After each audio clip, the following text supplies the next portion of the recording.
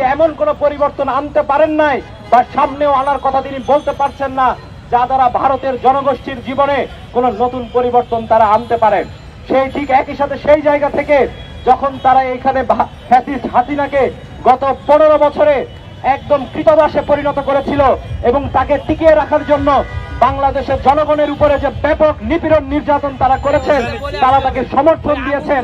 আমরা দেখেছি সেই সকল সমর্থনের পরেও কার্যত তারা শেখ হাসিনাকে এখানে ক্ষমতায় টিকিয়ে রাখতে পারেন নাই। এবং এই যে শেখ হাসিনাকে তারা টিকিয়ে রাখতে পারেন নাই, এইটিকে কেন্দ্র করে তাদের যে রাজনৈতিক পরাজয়, সেই রাজনৈতিক পরাজয় এখনো তারা মানতে পারছেন না। ভারত বাংলাদেশকে গত 50 বছরে তারা চেয়েছে ভারত সবসময় বাংলাদেশ তাদের দাস হয়ে থাকবে, বাংলাদেশ তাদের আধিপত্যের শিকার হবে এবং আমরা চুপ করে সেটা সহ্য করব। বাংলাদেশের জনগণ বারবার সেই পরীক্ষা দিয়েছে যে আমরা 71 সালে 30 লক্ষ মানুষের জীবনের বিনিময়ে পিণ্ডির জিঞ্জির ছিন্ন করেছি, আর কেউ আমাদেরকে গোলাম বানাতে পারবে না।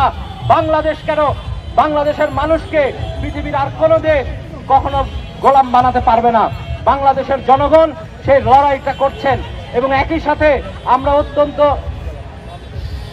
গুরুত্বের সাথে বলতে চাই, গতকাল যে আগরতলায় হামলা হয়েছে বাংলাদেশের সহকারী হাই কমিশনে, ভিয়েনা কনভেনশন অনুযায়ী ভারতের দায়িত্ব ছিল সেটির নিরাপত্তা নিশ্চিত করা। নিরাপত্তা নিশ্চিত করতে তারা পারে নাই। বাংলাদেশের সহকারী হাই কমিশনে হামলা হয়েছে, বাংলাদেশের পতাকা পোড়ানো হয়েছে, তারা শুধু দুঃখ প্রকাশ করছেন। আমরা বলি দুঃখ প্রকাশে চিয়া ভিজবে না, প্রকাশ্যে আপনাদেরকে ক্ষমা চাইতে হবে বাংলাদেশের জনগণের কাছে। বাংলাদেশের জনগণের কাছে আপনাদের প্রকাশ্য ক্ষমা চাইতে হবে। প্রকাশ্য ক্ষমা না চাওয়া পর্যন্ত বাংলাদেশের জনগণ আপনাদের মাফ করবে না।